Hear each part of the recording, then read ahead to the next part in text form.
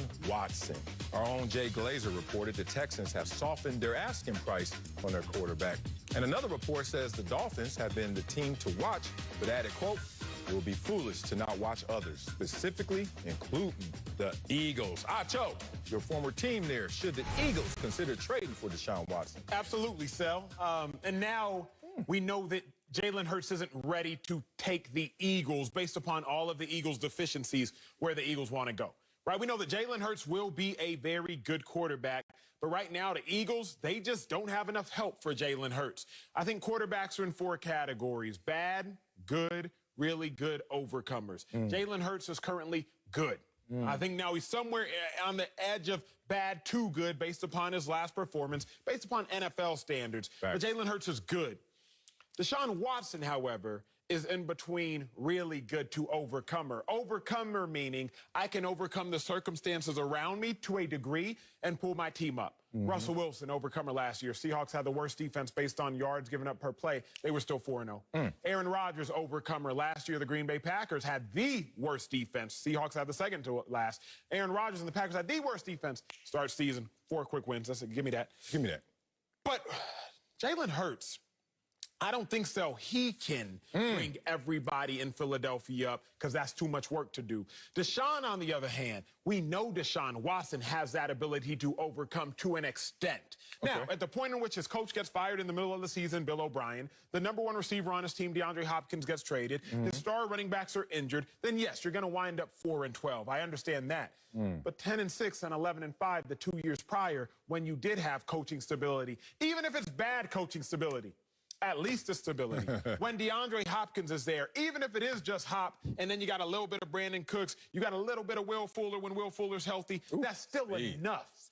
I think that Deshaun Watson, if you were to couple him with a speedster in Jalen Reagor, if you were to couple him with a Devontae Smith, if he were to be able to be utilized with the Miles Sanders, then he would be able to elevate the Eagles enough, as opposed to Jalen Hurts, who still needs a little bit of time to get to that really good level. Oh, okay. We're about to go at it.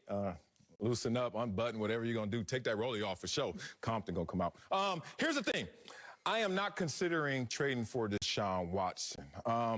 Deshaun Watson, to me, right now, is what he is to the Houston Texans. Not available. Like, he is getting paid not to play right there.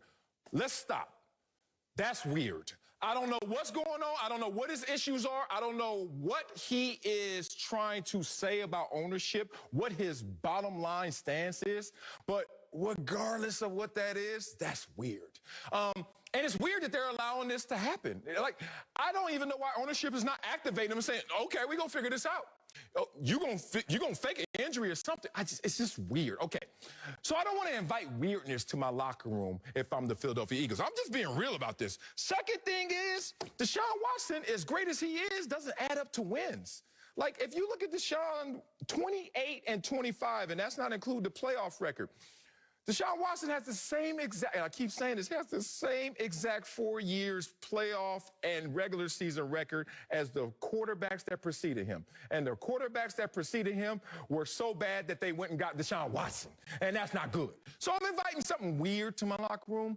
And I'm also inviting a guy who doesn't fully translate in terms of wins despite his individual greatness. Didn't you just tell me about the issues on the roster of the Eagles? So if he doesn't translate, because he didn't translate well the last 2 seasons, well, especially the last season, let's go 4-12, with issues on the roster, is he going to do it in Philly? My last point is this. Woo! We're going to have a conversation, Deshaun, about, like, what's going on in this conversation and allegation? Like, we don't know if you're going to be able to play, so we're not going to touch that. That's a real-life issue.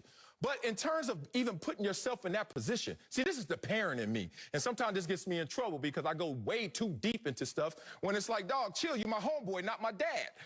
How'd you get in that position in the first place is the conversation I'm going to have, because I'm bringing that into my locker room. These are very difficult conversations that teams need to have. If not, you're going to be blindly inviting something into your locker room that you don't have full attention or notice of. All that added up, Deshaun Watson is who he is to the Houston Texans. Just a guy on the roster not doing anything. Here's the questions, though, Sel. The two questions I look at for the Eagles is it's a talent question and it's a reception question. Let's go. Talent. Does Deshaun Watson have the talent that we need to take us to where we want to go? Yes.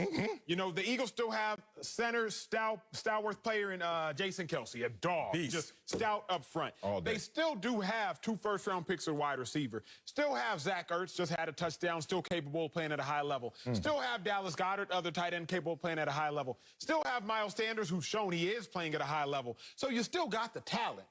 But Jalen Hurts isn't yet at a point where he can maximize the talent. Deshaun Watson, however, is. Talent question answered. Now the question is reception question. Even when and if all the allegations get cleared up, if they do. If they do, yeah. You got to see, is he going to be received? Right? Like, how is that city? How are those fans? How is ownership? How is the locker room going to receive him?